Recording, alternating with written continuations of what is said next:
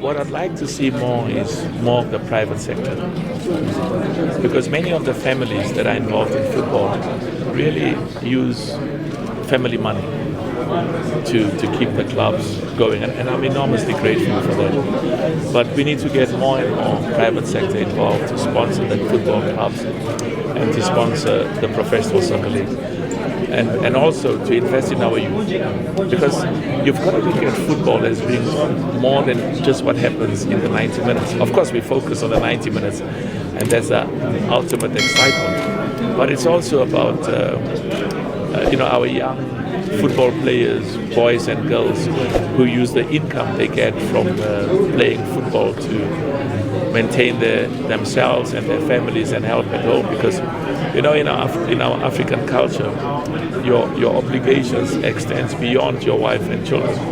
It extends to our relatives, and that's why we've always looked at football as an important part of improving the living conditions and the standards of living of our people, create more jobs, and the issue of paying competitive salaries as well for players, for technical teams. It's very, very important. You mentioned you're going to Ghana, so I'm assuming you won't be in Cairo on Friday to watch Pirates or Sundowns in their game. What I like about the school's competition. Listen, I watch these things all the time.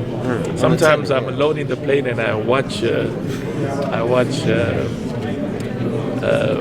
football clubs, national teams. It helps me. It clears my mind from all of the challenges I have, whether it's in business or in football. And I'm proud of the progress, because sustainable progress doesn't happen overnight.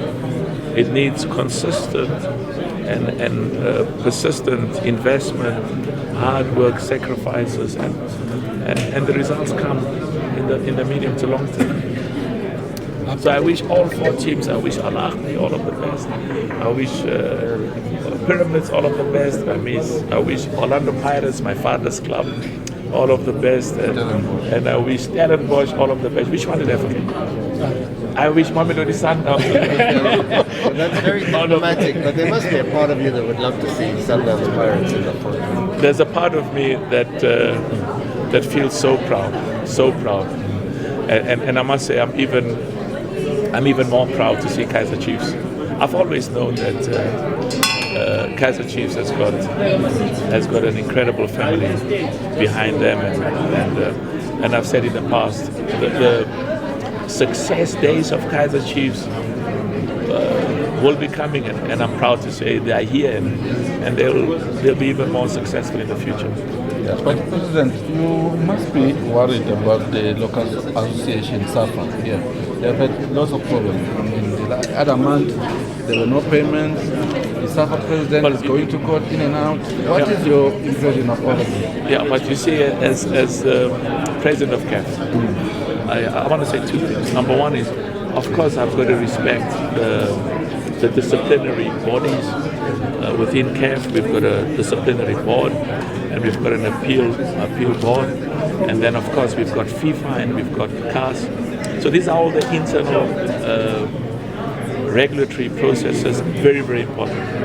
And I also have to respect the laws of every country on the continent, their legal processes. In many countries in the continent, I've always emphasized that I've got some presidents who are in jail, and I've said, bring them to court. Let the court decide, but don't keep them in prison. So that's very, very important. I have to emphasize that we have to look at football as an asset of our people, what belongs to the nation and what belongs to our country, and at all times make enormous sacrifices, but also enormous contributions. So I'm watching. We are looking at every country, to make sure that there's a due process, there's legality, there's ethics, and what I said, that zero tolerance of corruption. If we get anybody having been involved in behavior and conduct that violates the CAF statutes and regulations and corruption, we will take action. We will take, and not just take action, we consistently review our rules, because sometimes the problems are our rules. They've been there for so many years, and the consequences are not as extreme as some of the misdemeanors and some of the violations demands. But of course, I may not comment on any judicial or any legal process, and that applies to the duty that leaders have in various organizations. But I can guarantee you, we will not sit by the sideline when there's improper behavior and conduct. There may be interventions which are not just legal but which are ethical that you may not be aware of. But at all times we've got to be legal, and we've got to behave in a manner that's ethical and that's in compliance with governance. But we can't close our eyes to irregular behavior and conduct, and we will not. President, with Stellenbosch playing their conference. That's another one I'm proud of, Stellenbosch. Yeah. They've been playing their home games, in Cape Town and also at Loftus Versfeld because of the stadium infrastructure. I heard you mentioning stadium infrastructure. What is CAF going to do in terms of helping the local stadium infrastructure so that they can be able to? Very good question. Very good question. Now, the owner of Stellenbosch is somebody I've known for many years, and I know that they've provided lots of employments to many of our people, and they're doing very good work, and I'm proud of that. But I know that there's some good work that they are doing. I've been informed that they are doing excellent work to make sure that the infrastructure where Stellenbosch plays is world class. They've invested a lot of money. Stellenbosch is the least of my problems. I'm worried about the other clubs outside South Africa. Because in South Africa, you can still play in South Africa. It's the ones, I don't want to mention names, but that is where we need to make progress, and I'm in touch with the heads of state, I'm in touch with the governments, and we're making progress in some, and in others not as fast as we should. Far better than the previous AFCONs, coming to a country like Morocco. I must say, I'm very proud of the hard work and the sacrifices that were made to ensure that AFCON Côte d'Ivoire was the enormous success it is, and I'm absolutely confident that the AFCON in Morocco is going to be the most successful. The feedback I'm already receiving from the preparations that are taking place, very encouraging, and what I also like is we stand a very good chance of ensuring that AFCON Morocco is even more profitable than AFCON Côte d'Ivoire. And as I've said on numerous occasions, every cent of the money that we hope to make from AFCON Morocco must go to the 54 member associations, football development for youth, boys and girls, and also infrastructure, and particularly in those countries where they still play football outside their country because they don't have a stadium that's at the CAF and FIFA standards and levels. Mr. President, earlier when you touched on the issue of not national teams hosting matches outside of their country. Obviously, you can dictate the countries how to spend their money, but I'm sure it's something that needs to be sorted out soon, that national teams must play at home. You're asking such an important question, and that's why we also monitor how that money is used. And part of our monitoring is to make sure that the issue of playing in your country is essential, and it is. We cannot develop football in those countries where their national teams and the football clubs have to play outside. So I'm confident, and part of what as I said, I'll be in Ghana on Saturday, and the week thereafter I'll be in Morocco for the futsal, and then I'll be proceeding to America for the club football preparations. But the point is, and then of course, quite apart from that, I've got duties to the companies that pay my salary and shareholders. But the point I was going to make is part of my visits over the next few months is to get some of the governments where the national, where there isn't a stadium that's at the CAF and FIFA level.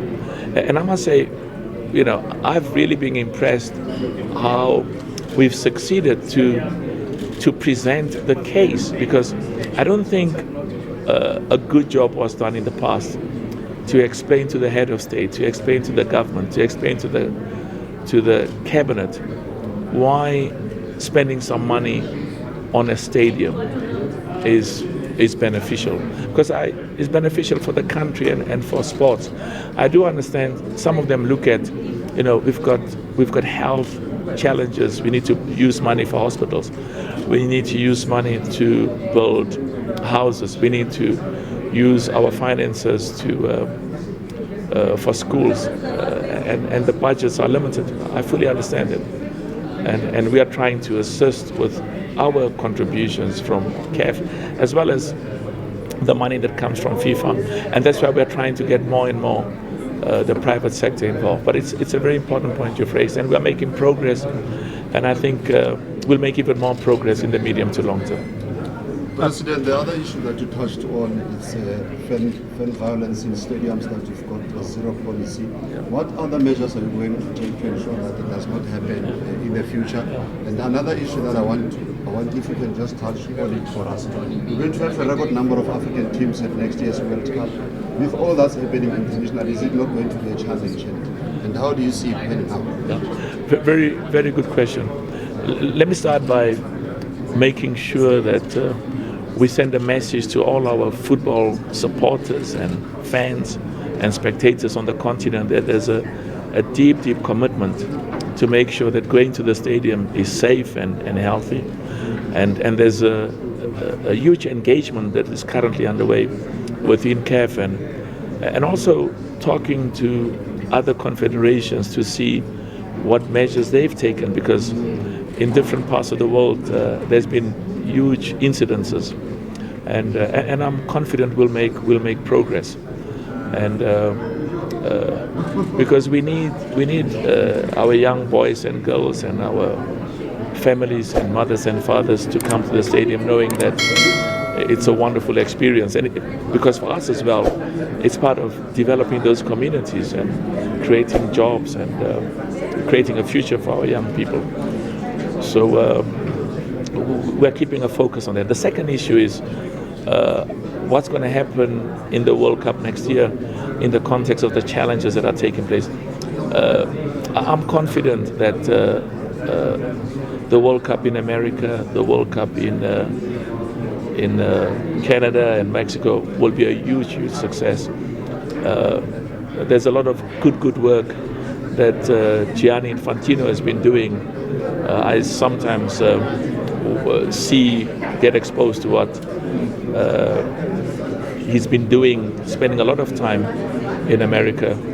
But what I also like is there's a deep commitment by all of those countries to welcome the world and to make sure that they enjoy watching their national teams and those who don't have national teams in the competitions, watching football in those three countries.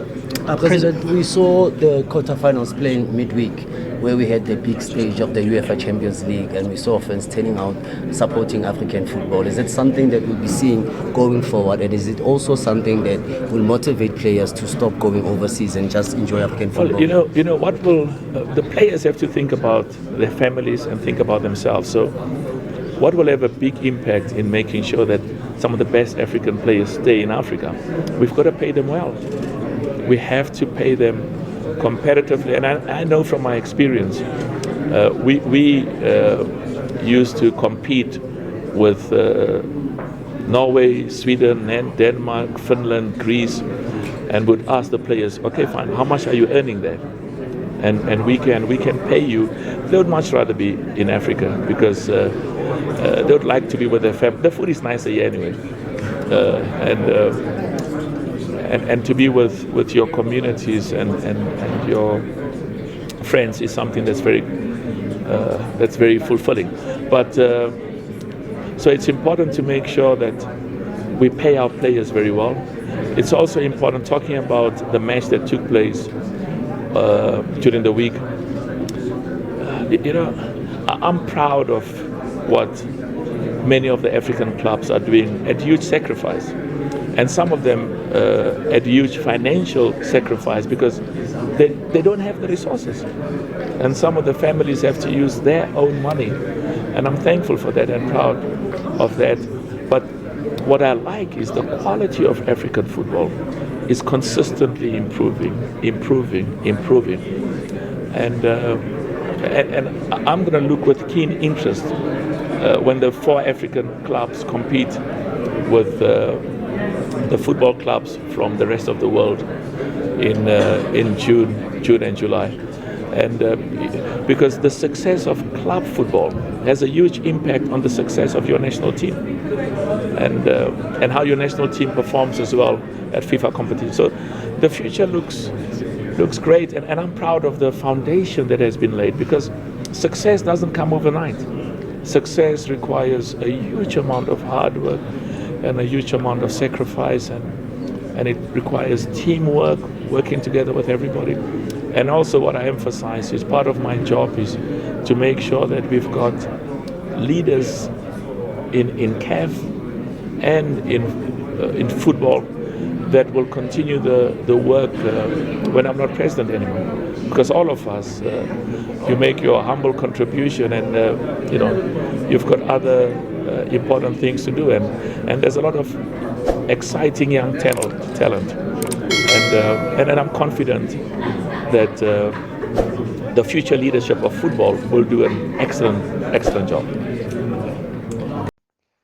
For your soccer updates and breaking news, please visit www.ngoba2010sharpi.com.